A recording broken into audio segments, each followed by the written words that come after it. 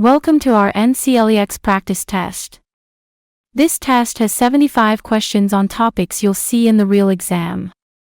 These questions will help you better understand the concepts that will be tested on the exam. Let's get started. 1. A physician asks you to place the patient with his dorsal side facing the exam table. Which of the following accurately describes how the patient is positioned? A. The patient is lying prone. B. The patient is lying supine. C. The patient is lying in the recovery position. D. The patient is lying on his stomach. Correct answer, B. The patient is lying supine.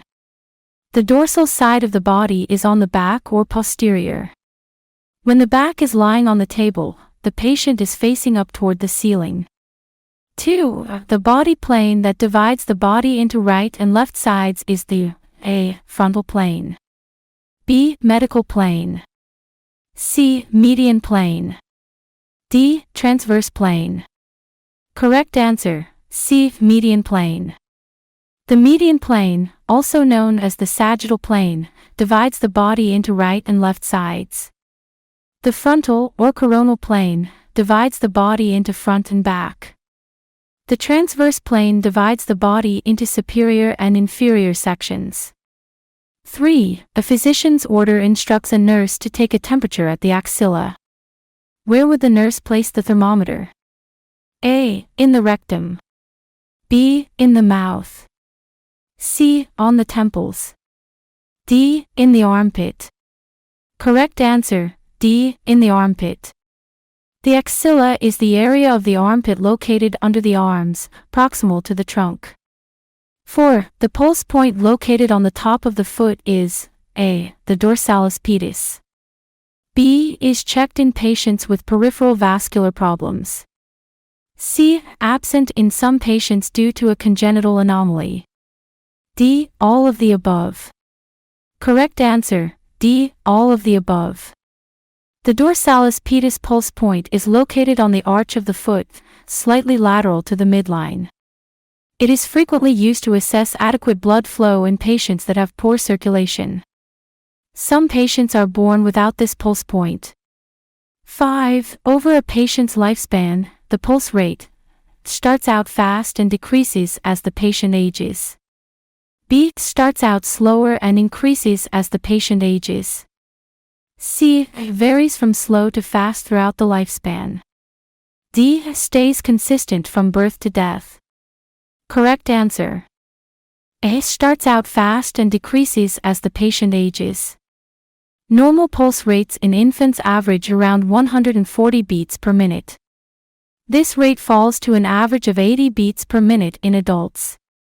6. A common error when taking a pulse is placing the index finger on the radial artery which is located on the thumb side of a patient's wrist. B. Noting a pulse as being weak when the pulsation disappears upon adding pressure. C. Counting the pulse for 15 seconds and multiplying the number by 4. D. None of the above will cause errors.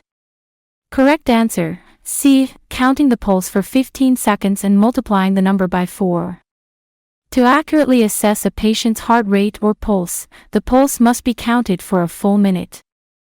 Arrhythmias and intermittent pulsations may be missed if not counted for a full minute. Proper finger placement is on the radial artery which is located on the thumb side of the patient's wrist. 7. Korotkoff sounds are sounds noted during diastole. B. The result of the vibration of blood against artery walls while blood pressure readings are being taken. C. Are only noted by skilled cardiologists. D. Distinct sounds which are classified into 6 phases. Correct answer, B. The result of the vibration of blood against artery walls while blood pressure readings are being taken. Korotkoff sounds are sounds generated when the blood starts to flow in an artery that has been temporarily collapsed during a blood pressure reading. There are 5 phases to the Korotkoff sounds and many different healthcare providers are trained to assess these phases. 8. The patient position that is most useful for proctologic exams is the A. Trendelenburg. B. Semi-Fowlers. C. Full Fowlers. D. Jackknife. Correct answer, D. Jackknife. The jackknife position is used on a specially designed table which allows the patient to lay face down, but keeps the buttocks elevated. 9. The best blood collection location for a newborn is A. The AC, B. The veins of the forehead, C. The heel, D. The fingertips. Correct answer, C. The heel. Collecting blood specimens from newborns is most safely done by collecting blood from the lateral or medial aspect of the baby's heel. 10. A 39-year-old woman presents for treatment of excessive vaginal bleeding after giving birth to twins 1 week ago. Which nursing diagnosis is most appropriate in this situation? A. A knowledge deficit related to postpartum blood loss. B. Self-care deficit related to postpartum neglect. C. Fluid volume deficit related to postpartum hemorrhage. D. Body image disturbance related to body changes after delivery. Correct answer, C. Fluid volume deficit related to postpartum hemorrhage. Postpartum hemorrhage may be more common among women in some situations, such as those who experienced complications during delivery or those who carried multiple gestations. Post-delivery hemorrhage puts this client at risk of fluid volume deficit related to bleeding and overall loss of blood volume. 11. Who is legally able to make decisions for the patient or resident during a patient care conference when the patient is not mentally able to make decisions on their own? A. The patient or their healthcare proxy. B. Only the patient. C. Only the healthcare proxy. D. The doctor. Correct answer, C. Only the healthcare proxy. When a person is not able to mentally make decisions, it is the healthcare proxy that legally makes decisions on their behalf. Incompetent patients cannot legally make decisions. Additionally, it is not the doctor, but only the patient or healthcare proxy that makes decisions. Doctors can make suggestions and recommendations, but not decisions. 12. Patients have a right to underscore A. Only enough information so they can comply with care. B. All of their health-related information.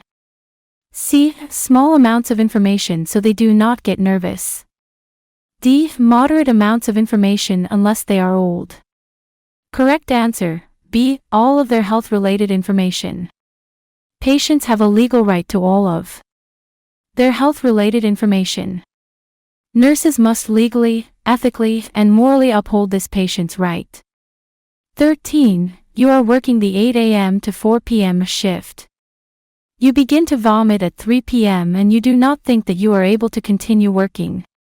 You decide to immediately go home without notifying your RN supervisor. You have underscore A. Enough sick time so this is not a problem. B. Finished all your work so this is not a problem. C. Seriously abandoned the patients. D. Seriously abused and neglected the patients. Correct answer, C. Seriously abandoned the patients. Patient abandonment is very serious and it can be grounds for disciplinary action and immediate termination of employment. It is defined as leaving the patients without getting the consent of the supervisor. 14. A patient is being discharged from an acute care rehabilitation facility to home following a CVA with left-sided hemiparesis and dysphagia.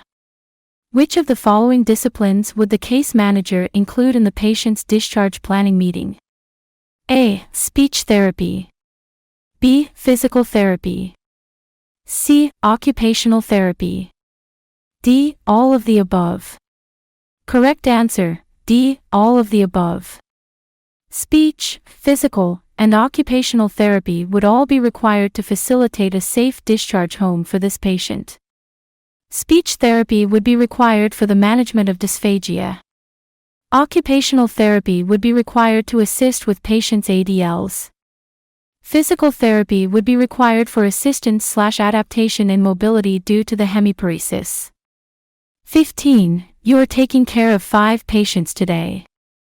One of your patients wants water, another needs help walking to the bathroom, another just stated that they have chest pain, and another is crying because his daughter did not visit him today. Which patient care problem must you deal with first? A. The water. B. Help to the bathroom. C. The chest pain. D. The crying person. Correct answer, C. The chest pain. The chest pain must be addressed immediately, before the other issues are dealt with. Chest pain is a very serious physical problem that could indicate that the patient is having a heart attack. 16. You are taking care of 7 patients today. One of your residents wants water, another needs help walking to the bathroom, another just stated that they have chest pain, and another is crying because his daughter did not visit him today. Which patient care is the lowest in terms of priority? A. The water. B. Help to the bathroom. C. The chest pain. D. The crying person. Correct answer, D. The crying person. The crying person is the lowest priority. All of the other needs are physical needs that take priority over emotional needs. This does not mean that you should not address the crying. You must address it, but it is the lowest priority at this time. 17. The nurse is gathering necessary materials to change the patient's abdominal dressing at the end of her shift. The nurse is concerned she will not have time to document the dressing change thoroughly and accurately. When should the nurse document the care? If, before doing the dressing.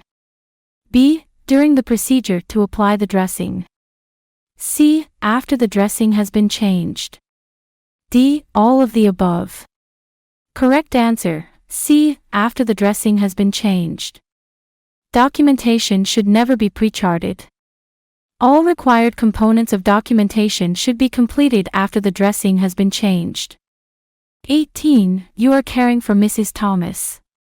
You see a notation on the nursing care plan that states ambulate at least 10 yards QID. This patient will be assisted with ambulation at which of the following times? A. 10 a.m. B. 10 a.m. and 2 p.m. C. 10 a.m., 2 p.m. and 6 p.m. D. 10 a.m., 2 p.m., 6 p.m. and 10 p.m. Correct answer, D. 10 a.m., 2 p.m., 6 p.m. and 10 p.m. QID is the acceptable abbreviation for 4 times per day. These times, in most facilities, are 10 a.m., 2 p.m., 6 p.m. and 10 p.m. 19. The supervising RN asks you to bring the unit's collected lab specimens to the lab stat. You should underscore A. And not do this errand because nurses do not do stats. B. Run this errand as soon as you can. C. Run this errand immediately and without delay. D. Before the end of your shift or after your lunch. Correct answer, C. Run this errand immediately and without delay. STAT is the acceptable abbreviation for immediately and without any delay. Doing errands, like bringing lab specimens to the lab, can be done by nurses. 20. You are working the 4 p.m. to 12 midnight evening shift. You are taking care of a group of patients. The supervising RN identifies 5 patients who get a medication at HS. When will you give this medication? A. After the dinner meal. B. Whenever requested. C. At the patient's bedtime. D. Before the end of the shift. Correct answer, C. At the patient's bedtime.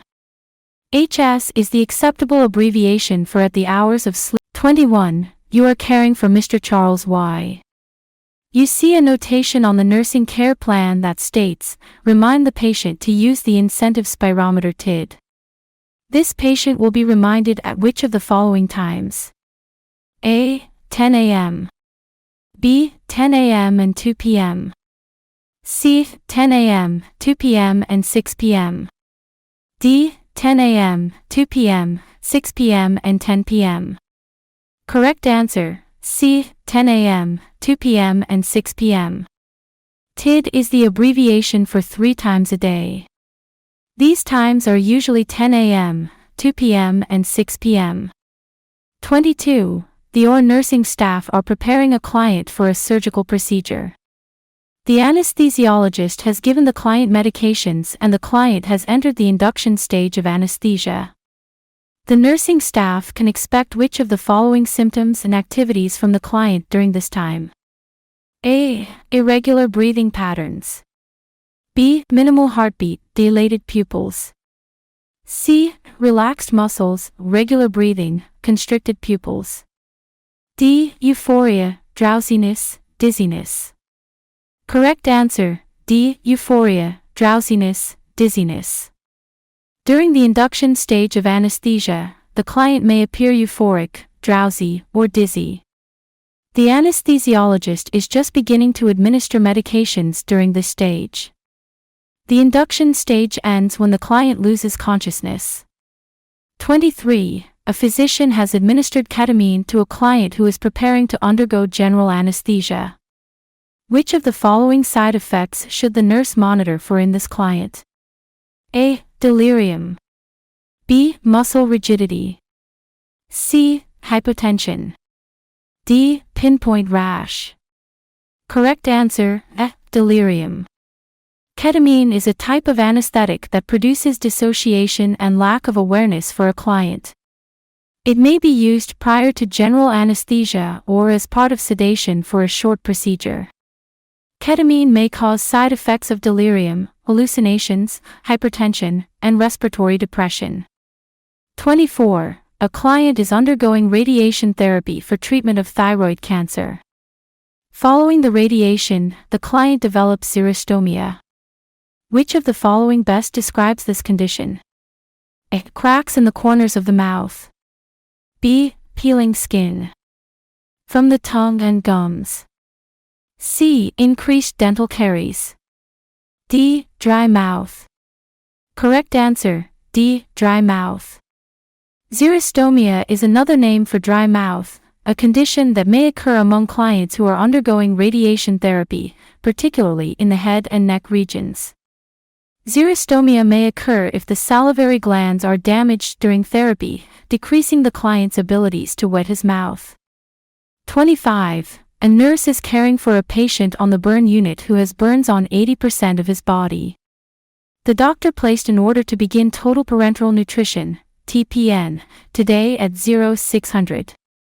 On assessment, the patient has a left antecubital peripheral 4 and a right peripherally inserted central line, PACC. The nurse is able to flush the peripheral 4, but unable to flush the PACC. What should the nurse do first? A. Call a code for the patient is going into cardiac arrest. B. Administer the TPN through the peripheral 4. C. Follow unit protocol for non-patent PCC lines. D. Flush heparin through the PACC line.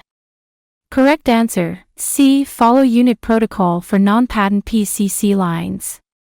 A nurse must follow the protocol of the unit for non-patient PCC lines.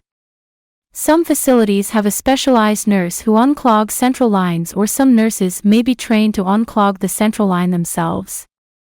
Regardless, they must follow their unit/hospital protocol for this occurrence. B is incorrect because TPN must be infused through a central line.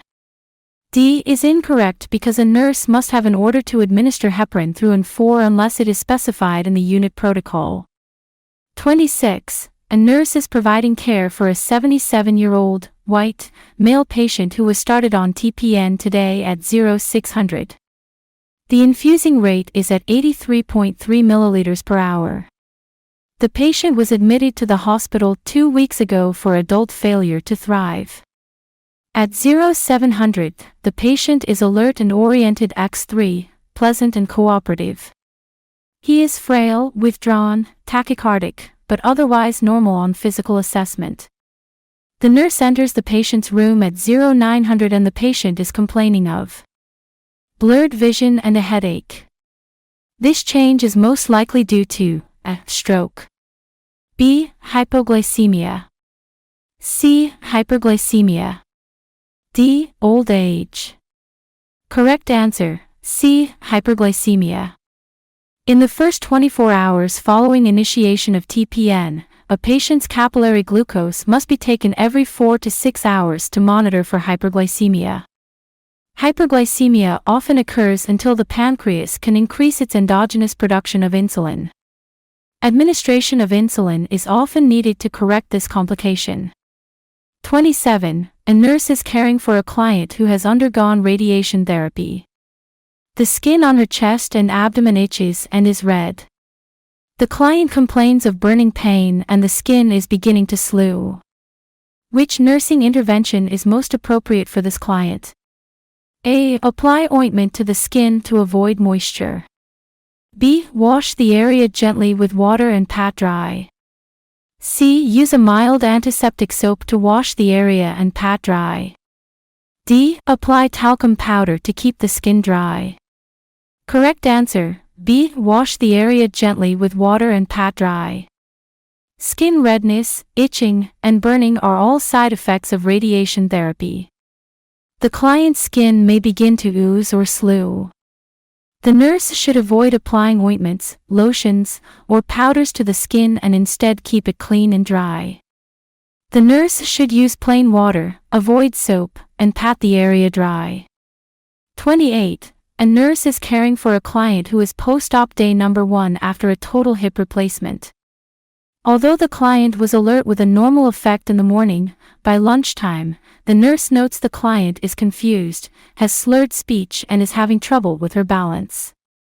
Her blood glucose level is 48 mg per dl. What is the next action of the nurse? A. Contact the physician immediately. B. Administer a bolus of 50 cubic centimeters of D20W through the 4. C. Administer 10 units of regular insulin. D. Give the client 6 ounces of orange juice. Correct answer: D. Give the client 6 ounces of orange juice. A client with a blood glucose level of 48 mg per dl is experiencing significant hypoglycemia, as manifested by confusion, balance difficulties, and slurred speech. The nurse should work to correct this situation as rapidly as possible. The first measure that can be performed quickly and will have fast results is to give the client something to eat or drink that contains glucose, such as 6 ounces of orange juice. 29. A nurse has just started a transfusion of packed red blood cells that a physician ordered for a client. Which of the following signs may indicate a transfusion reaction? A. The client suddenly complains of back pain and has chills. B. The client develops dependent edema in the extremities. C. The client has a seizure. D. The client's heart rate drops to 60 bpm. Correct answer: the client suddenly complains of back pain and has chills. Signs of a transfusion reaction include back pain, chills, dizziness, increased temperature, and blood in the urine. The nurse should be aware of symptoms of a transfusion reaction any time blood products are administered and watch closely for changes in the client's health status. 30. Which of the following constitutes the 5 rights of medication administration? A. Right client, right nurse, right time, right dose, right route. B. Right client, right time, right dose, right route, right order. C. Right client, right drug, right dose, right time, right route. D. Right physician, right nurse, right client, right drug, right dose. Correct answer: C. Right client, right drug, right dose, right time, right route. The nurse must confirm the 5 rights of medication administration when giving any drug to a client. The medication must be for the right client as prescribed, it must be the correct drug at the prescribed dose, and it must be given at the prescribed route at the designated time. 31. A nurse is caring for a client following surgery when he begins to complain of pain in his right hand. The client's 4 is in this hand and the skin around the site is slightly reddened and cool to the touch. The 4 drip rate has slowed considerably. The client states his pain is localized to the right hand and fingers. Which situation is most likely the cause of this client's pain? A. The client is experiencing phlebitis from the last drug administered. B. The client has a blood clot developing in the distal arteries of the wrist. C. The client's pain is associated with myocardial ischemia and he is having a heart attack. D. The client's 4 is infiltrated. Correct answer, D. The client's 4 is infiltrated. Pain, cool skin, and edema at an 4 injection site indicate 4 infiltration. In this case, the slowing of the 4 fluid drip rate supports the fact that the client's 4 is most likely infiltrating into the surrounding tissues. Unresolved 4 infiltration can lead to extensive tissue damage and disfigurement when medications and fluids enter the space surrounding the vein. 32. A client is receiving high-dose brachytherapy as a form of cancer treatment. What type of teaching must the nurse include when educating this client about safety? A. The client must remain in isolation under airborne precautions. B. The client should stay in a private room at the hospital. C. The client may need to limit visits from friends and family. D. Both B and C. Correct answer, D. Both B and C. A client who receives high-dose brachytherapy has had a radiation implant placed in his body for the treatment of cancer. Because the implant may give off radiation, the client should be placed in a private hospital room to avoid exposing the radiation to a roommate. Additionally, friends and family may need to limit visits to avoid overexposure to radiation while the client is receiving treatment. 33. A patient has been told to monitor her LH levels. Which of the following potential conditions might the patient be suffering from? A. Menorrhagia. B. Graves' disease. C. Menopause. D. Infertility. Correct answer, D. Infertility. Luteinizing hormone is released by the pituitary gland to stimulate ovulation. Women with infertility monitor LH levels to time intercourse to achieve conception. 34. A nurse is providing dismissal instructions for a child who was admitted for rotavirus. Which of the following statements by the parent indicates the need for further teaching? A. I'll start giving him his antibiotics as soon as we get home. B. I will call the physician if he becomes dizzy or overly fussy. C. He will need to wash his hands a lot to keep this from spreading. D. I'll watch to see when he stops having diarrhea stools. Correct answer, A. I'll start giving him his antibiotics as soon as we get home. A child who is being treated for rotavirus will need prevention of dehydration due to excessive diarrhea associated with the illness.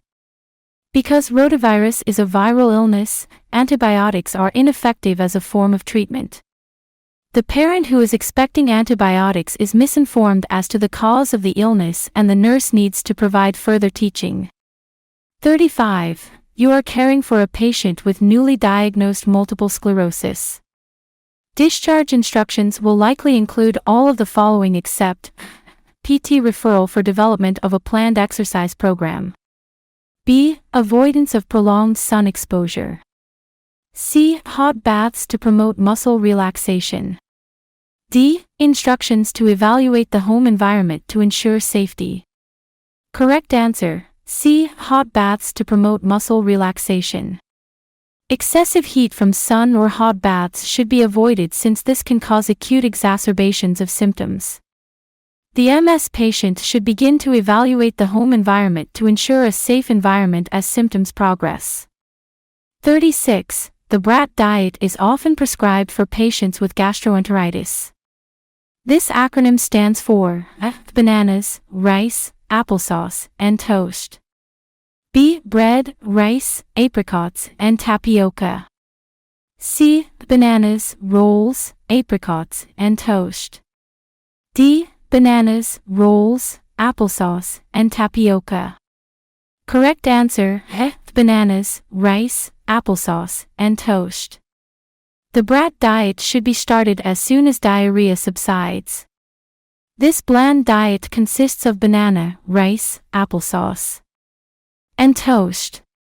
The diet is recommended for the low fiber and high potassium content that allows the patient's stools to firm while replacing nutrients lost to vomiting and diarrhea. 37. The family of a patient who is receiving therapeutic hypothermia states they do not understand why the patient is being kept so cold. What objective information can you provide to help address their concerns? Let them talk to another patient who has had the same therapy. B. Provide research-based information about therapeutic hypothermia. C. Connect them with the nurse manager. D. Call the physician and ask him to talk to the family. Correct answer, B. Provide research-based information about therapeutic hypothermia. Providing research-based information about the benefits of therapeutic hypothermia for their loved one will provide evidence that this is an established therapy with generally positive outcomes.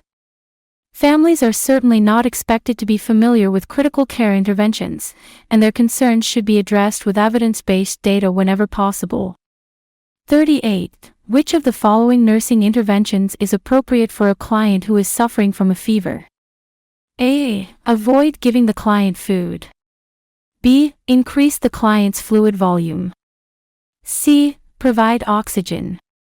D. All of the above. Correct answer, B. Increase the client's fluid volume. Interventions for a client who is suffering from a fever include increasing the client's volume of fluid and providing oxygen. A fever increases the body's metabolism, causing the client to breathe at a faster rate and increasing the work of the heart. The client is at risk of fluid loss due to increased respiration and sweating. In some cases, depending on the reason for the fever, the increased work of the heart requires more oxygen to maintain perfusion to the tissues. 39. A client has started sweating profusely due to intense heat. His overall fluid volume is low and he has developed electrolyte imbalance. This client is most likely suffering from A. Malignant hyperthermia. B. Heat exhaustion. C. Heat stroke. D. Heat cramps. Correct answer, B. Heat exhaustion. Heat exhaustion occurs when a person has enough diaphoresis that he becomes dehydrated. Intense sweating can cause both fluid and electrolyte imbalances. Untreated heat exhaustion can lead to heat stroke, which results in organ damage, loss of consciousness, or death. 40. Mr. N is a client who entered the hospital with a diagnosis of diabetic ketoacidosis. The nurse enters his room to check his vital signs and finds him breathing at a rate of 32 times per minute. His respirations are deep and regular. Which type of respiratory pattern is Mr. N most likely exhibiting? A. Kussmaul respirations. B. Cheyne-Stokes respirations. C. Biot's respirations. D. Cluster breathing. Correct answer, A. Kussmaul respirations. Kussmaul respirations may be associated with some conditions such as metabolic acidosis. This type of breathing is actually a form of hyperventilation, resulting in increased buildup of carbon dioxide in the body. Kussmaul respirations are typically rapid, regular, and deep. 41. A nurse is assessing a client with right-sided heart failure. Which of the following symptoms would the nurse most likely see in this client? A. Weight loss and vomiting. B. Coughing and 3+ pitting edema. C. Muscle cramps and hyperreflexia. D. Lethargy and paroxysmal nocturnal dyspnea. Correct answer, B. Coughing and 3+ pitting edema.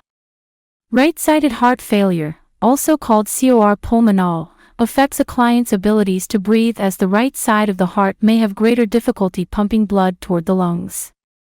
The client may develop symptoms of respiratory distress or coughing.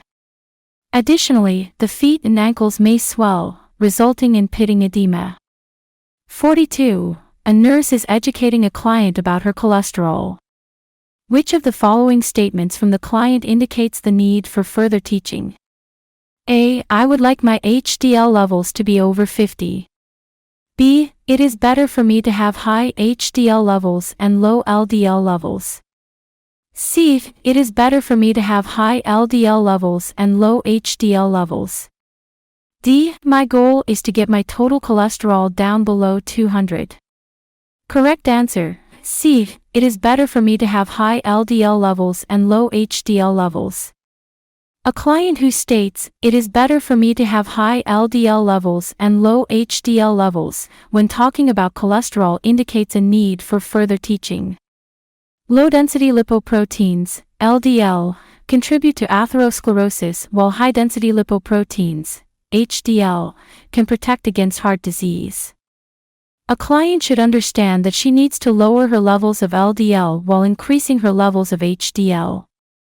43. Which of the following interventions should a nurse perform for a female client who is incontinent with impaired skin integrity? A. Turn the client at least every 8 hours. B. Apply lotion to the skin before a bath. C. Provide perineal care after the client uses the bathroom. D. Bathe the client every 3 days. Correct answer: C. Provide perineal care after the client uses the bathroom. A nurse can help protect the skin integrity of some clients, especially female clients who are incontinent, by performing cares that keep the skin clean and dry. Providing perineal care after the client uses the bathroom promotes good skin integrity by removing excess secretions that could cause odor and infection. 44. A patient on a medical surgical unit who was admitted for chest pain. Past medical history includes DMI, COPD, CHF, and atrial fibrillation. The following information is obtained upon assessment: VS, T 99.9, P 62, R20, BP 100/90, SP 02-91% on R. Patient has diminished lung sounds in the bases and +3 edema in the lower extremities. The patient is currently receiving 80 ml per hour of NS through a peripheral 4. He has a Foley catheter that has put out 45 ml in the last 2 hours, however he had 70 ml of urine output the 2 hours prior. Which of the following is most concerning that the nurse should notify the physician immediately? A. Diminished lung sounds in the bases. B. +3 edema in the lower extremities. C. 45 ml of urine output in 2 hours. D. Temp of 99.9. Correct answer: C. 45 ml of urine output in 2 hours. Urine output should be at least 30 ml an hour. If urine output is less than 30 ml per hour for 2 hours, the physician should be notified. Urine output of less than 30 ml per hour becomes a cause for concern, especially when it is a change from the patient's baseline. 45. A client has fallen asleep in his bed in the hospital. His heart rate is 65 BPM, his muscles are relaxed, and he is difficult to arouse. Which stage of the sleep cycle is this client experiencing? A. Stage 1. B. Stage 2. C. Stage 3. D. Stage 4. Correct answer: C. Stage 3. A client in stage 3 of the sleep cycle has moved into deeper stages of sleep and is more difficult to arouse. The client may have relaxed muscles, a decrease in vital signs, and may lie very still. Stage 3 of sleep is a type of non-REM sleep in which the client progresses toward REM sleep and vivid dreams. 46. A nurse is assisting a client who uses an intraoral hearing aid. Once the aid has been placed in the ear, it begins to whistle. What is the next action of the nurse? A. Try to reposition the hearing aid. B. Change the batteries. C. Remove the device and have it cleaned. D. Notify the physician that the hearing aid is not working. Correct answer: try to reposition the hearing aid. An intraoral hearing aid, sometimes called an in-the-ear hearing aid, is one that is placed in the ear canal. When positioning the hearing aid, a whistling sound indicates it may be positioned improperly. If whistling sounds begin after placement, the nurse should try to reposition the hearing aid. 47. A nurse is calculating a client's intake and output. During the last shift, the client has had half a cup of gelatin, a skinless chicken breast, 1 cup of green beans, and 300 cubic centimeters of water. The client has urinated 250 cubic centimeters and has had 2 bowel movements. What is this client's intake and output for this shift? A. 420 cubic centimeters intake, 250 cubic centimeters output. B. 300 cubic centimeters intake, 250 cubic centimeters output. C. 550 cubic centimeters intake, 550 cubic centimeters output. D. 300 cubic centimeters intake, 550 cubic centimeters output. Correct answer: 420 cubic centimeters intake, 250 cubic centimeters output. This client has had a 420 cubic centimeters intake and 250 cubic centimeters output during the last shift. 1/2 cup of liquid, such as gelatin, is approximately 120 cubic centimeters, which should be added to the 300 cubic centimeters of water ingested. The nurse does not convert food to cc's, although hospital protocol may dictate documentation of the amount of food eaten, such as 1 whole chicken breast or a cup of beans. Output is urine in ccs, which is 250 cubic centimeters in this shift. The nurse may measure output of vomit, diarrhea, or gastric suction. Formed bowel movements are not converted to ccs, but the nurse may need to document the number of client stools. 48. A patient has a goal of eating at least 50% of each meal.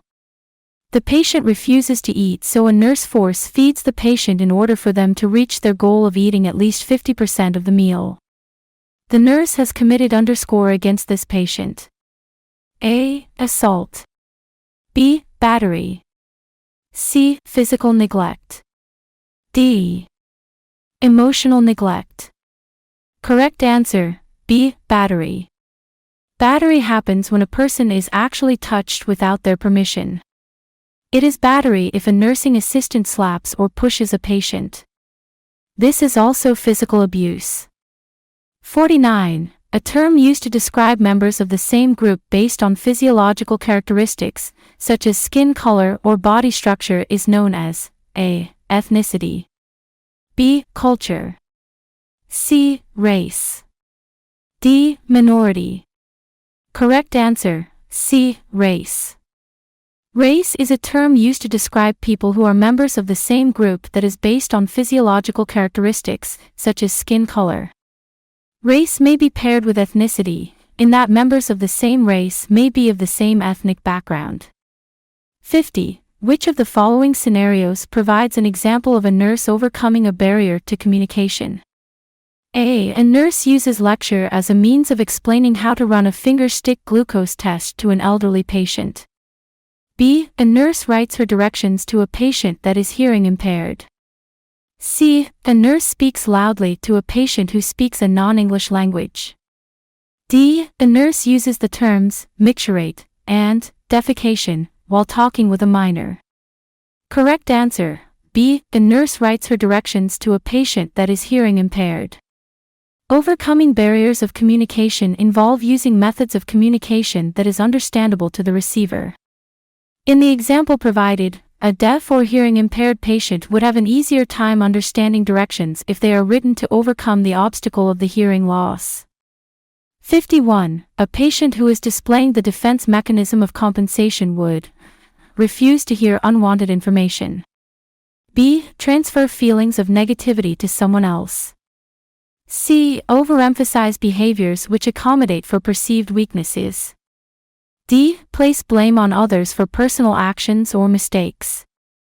Correct answer: C. Overemphasize behaviors which accommodate for perceived weaknesses. Compensation means to overcome a perceived weakness by overcompensating another behavior or personality. Trait. 52. Assuming that an elderly patient will have a difficult time understanding the directions for how to take medication is an example of prejudice. B. Stereotyping. C. Encoding. D. Rationalization. Correct answer: B. Stereotyping.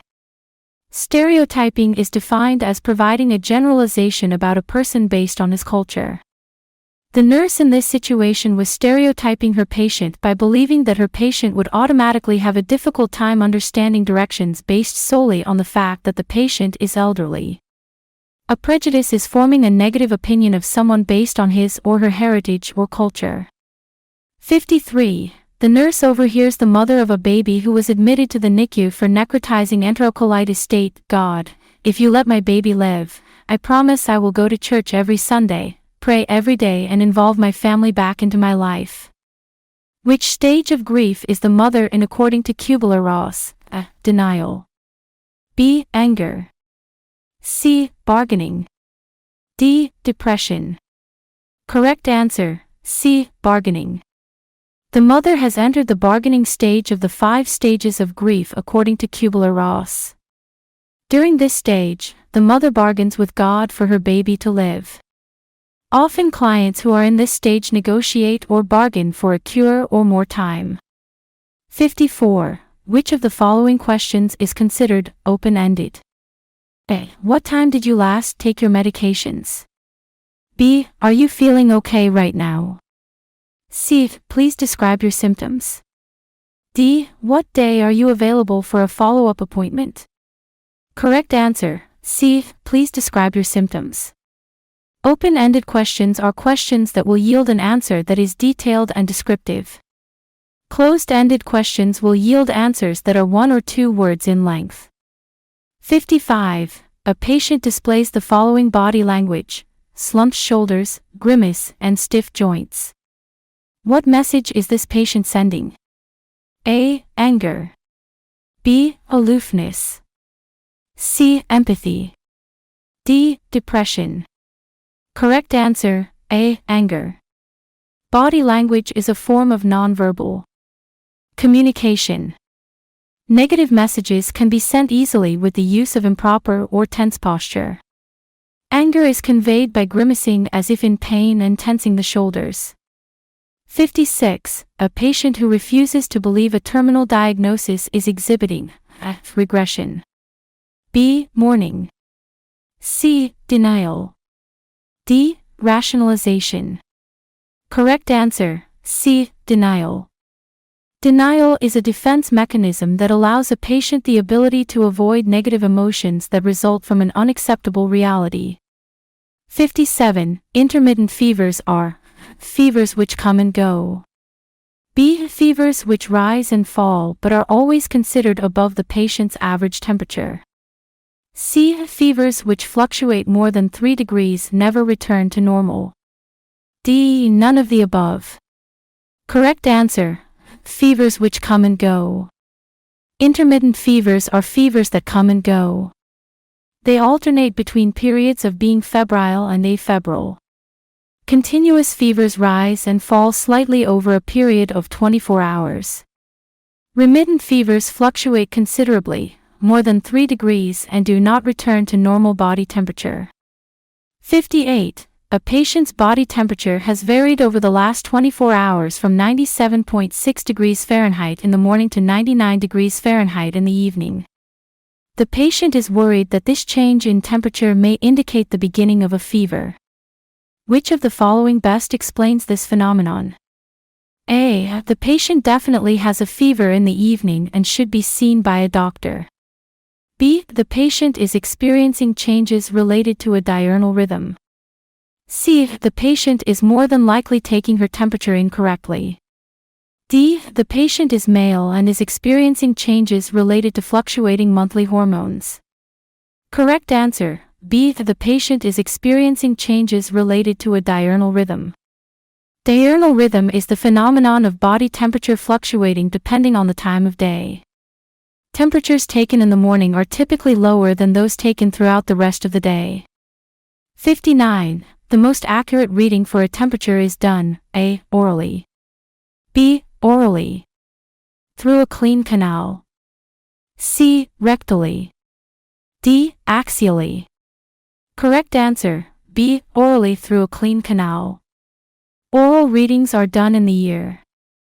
The tympanic membrane shares a blood supply with the hypothalamus, which is an area of the brain that controls body temperature. Provided the ear canal is clean and free from debris, the tympanic temperature is the most accurate. 60. A patient is in the office for a cyst removal and is very anxious about the procedure.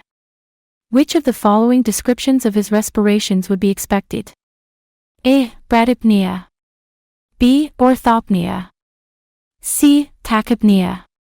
D. Dyspnea. Correct answer, C. Tachypnea. Tachypnea is defined as a respiration rate that is rapid, quick, and shallow. Patients experiencing anxiety over a procedure may be hyperventilating, which occurs frequently with tachypnea. 61. Rales and rhonchi are frequently noted during an examination of lung sounds. What is the difference between the two? A. Rales are louder. B. Rhonchi are noted only in infants. C. Rales occur on inspiration, rhonchi on expiration. D. Rales are noted only in infants. Correct answer, C. Rales occur on inspiration, rhonchi on expiration. Rales are often heard while a patient is taking in a breath, while rhonchi are heard when a breath being exhaled is obstructed by thick secretions in the respiratory tract. 62. To accurately assess a patient's respiration rate, which of the following methods would be best?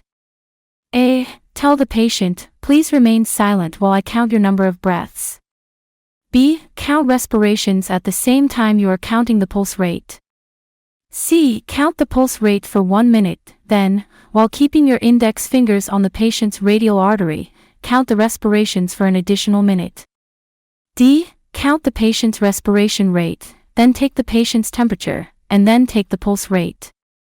Correct answer, C. Count the pulse rate for 1 minute, then, while keeping your index fingers on the patient's radial artery, count the respirations for an additional minute. The most accurate assessment of a patient's respiration rate is to count the breaths while the patient is unaware that you are doing so. Patients who are aware that their respirations are being counted may breathe abnormally. 63. A patient is diagnosed with essential hypertension. Which of the following blood pressures would you expect to see in this patient prior to taking medications for his condition? A. 142/92. B. 118/72.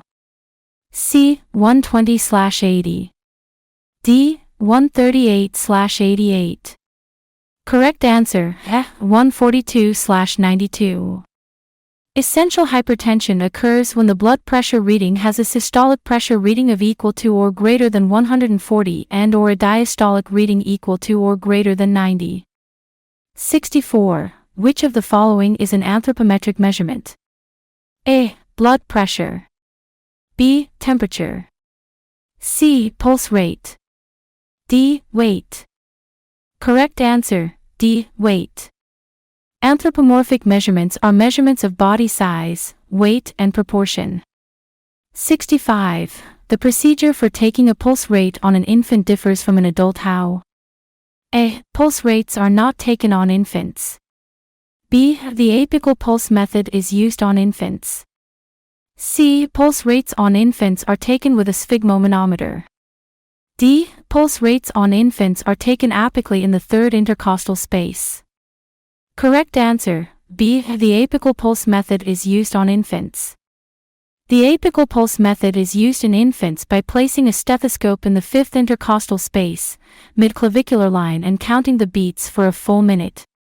This method can also be used on adults if the radial pulse method is difficult to perform. 66. You are getting the patient ready to eat. The patient is on complete bed rest. You will put the head of the bed up at _degrees or more. A. 10. B. 15. C. 20. D. 30. Correct answer, D. 30. The head of the bed should be up at a 30-degree angle or more. This will prevent choking and aspiration of food while the patient is eating. 67. Your patient has shortness of breath. You should position the patient in the _ position. A. Prone. B. Left lateral. C. Right lateral. D. Fowlers. Correct answer, D. Fowlers. The patient should be placed in the Fowler's position. The Fowler's position is having the patient on their back with the head of the bed at a 45-degree angle. This position drops the patient's diaphragm, increases chest expansion and helps the person's shortness of breath and dyspnea, difficulty breathing. 68. The Sims position is most similar to the underscore position. A. Prone. B. Lateral. C. Supine. D. Fowler's. Correct answer, B. Lateral. The Sims position is most similar to the lateral position. The patient is on their side for both. It is the position of the arms and legs that differ. 69. You take an adult's blood pressure and it is 40/20. You place the patient in a Trendelenburg position before rechecking the blood pressure. You will underscore 2. Put the patient into the Trendelenburg position. Lower the head of the bed and raise the foot of the bed. B. Raise the head of the bed up to about 60 to 75 degrees. C. Raise the head of the bed up to about 75 to 90 degrees. D. Raise the side rails and place the bed in the high position. Correct answer, lower the head of the bed and raise the foot of the bed. The Trendelenburg position is used for low blood pressure. This position involves raising the foot of bed and lowering the head of the bed so the blood pressure will rise.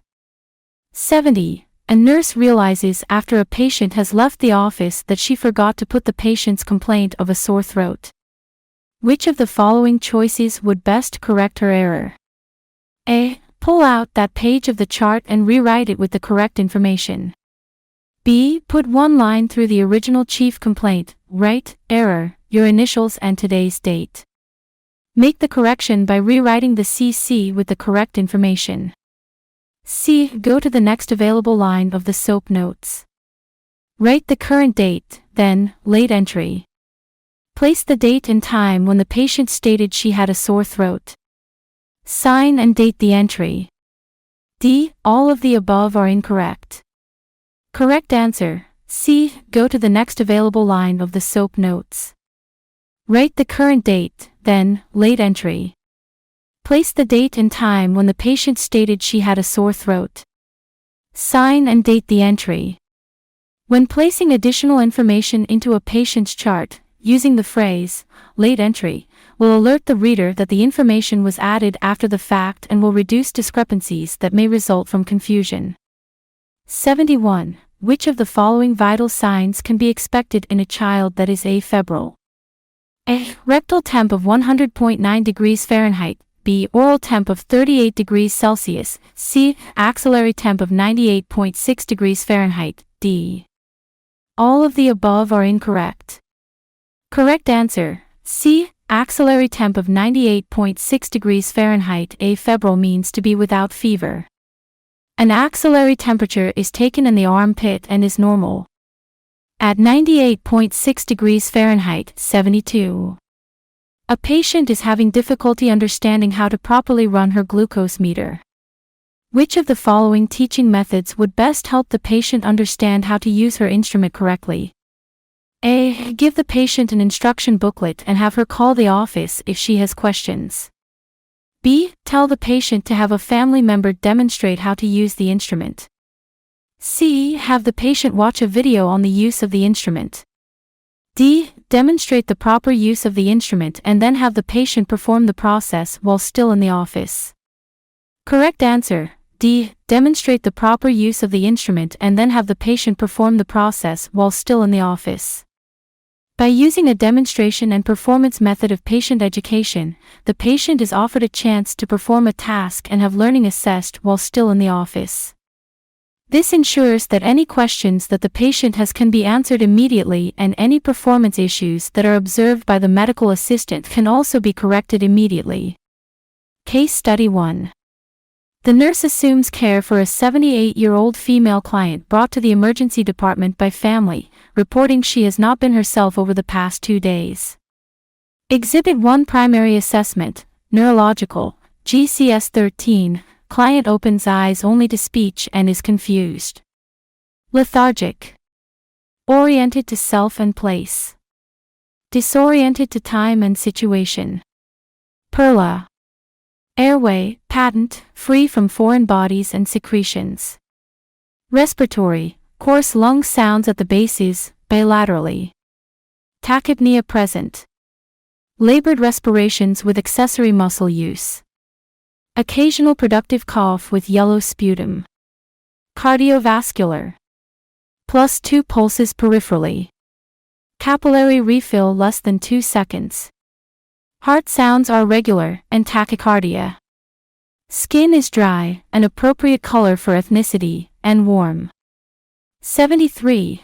Exhibit 3, trending vital signs, 1123, T, 37.7 degrees Celsius, 99.9 degrees Fahrenheit orally, HR 118 BPM, BP 100/58 mmHg, RR 22 breaths/min, pulse ox 95% via 2L nasal cannula.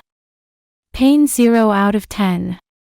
1138, T, 38.5 degrees Celsius, 101.4 degrees Fahrenheit orally, HR 121 BPM, BP 88 50 mmHg, RR 22 breaths/min, pulse ox 95% via 2L nasal cannula, pain 0/10.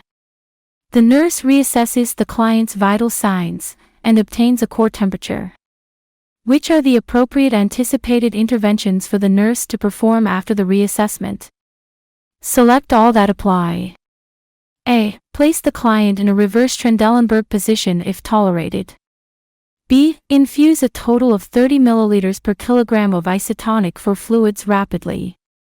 C. Avoid starting antibiotics prior to obtaining blood cultures. D. Ensure the client has 2 large bore IVs. Correct answer, B, C, and D. The client has displayed symptoms of systemic inflammatory response syndrome, SIRS, which include tachypnea, tachycardia, and hyperthermia. The nurse has now identified the client has become hypotensive and is considered septic. The sepsis guidelines include infusing 30 ml per kilogram of isotonic 4 fluids rapidly to increase the client's blood pressure. Widespread inflammation results in vasodilation in sepsis and intravascular fluid loss. Fevers can cause additional fluid loss via perspiration and evaporation, and the overall metabolic demand increases. Therefore, adequate and rapid fluid replacement is essential. The client is septic due to the hypotensive blood pressure. The infection and inflammatory response is widespread, so it is important that blood cultures are obtained before starting 4 antibiotics. If 4 antibiotics are started before the blood cultures are obtained, this can compromise the results when identifying the infectious microorganism. The client is experiencing septic shock and will need at least 2 different options for 4 access. If the client does not respond to fluid resuscitation, the client might need additional intervention, such as vasopressors. Multiple foresights are necessary to infuse various medications if necessary. Answer A is incorrect. The client is hypotensive. Positioning to facilitate blood flow to the brain and the heart would include Trendelenburg positioning, not the reverse Trendelenburg. The Trendelenburg position involves the client being placed in a supine position, and then the hospital stretcher is tipped backward until the feet are elevated above the level of the head. In the reverse Trendelenburg positioning, the feet would be below the level of the head, and the stretcher is tipped forward while the client is supine. Proper positioning can be helpful in hypotension to facilitate blood flow with the assistance of gravity. 74.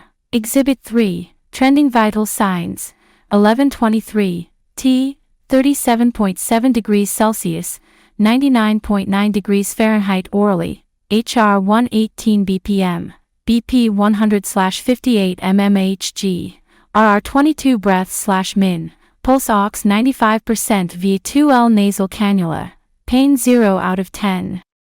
1138, T, 38.5 degrees Celsius, 101.4 degrees Fahrenheit orally, HR 121 BPM, BP 88 50 mmHg, RR 22 breaths/min, pulse ox 95% via 2L nasal cannula, pain 0/10.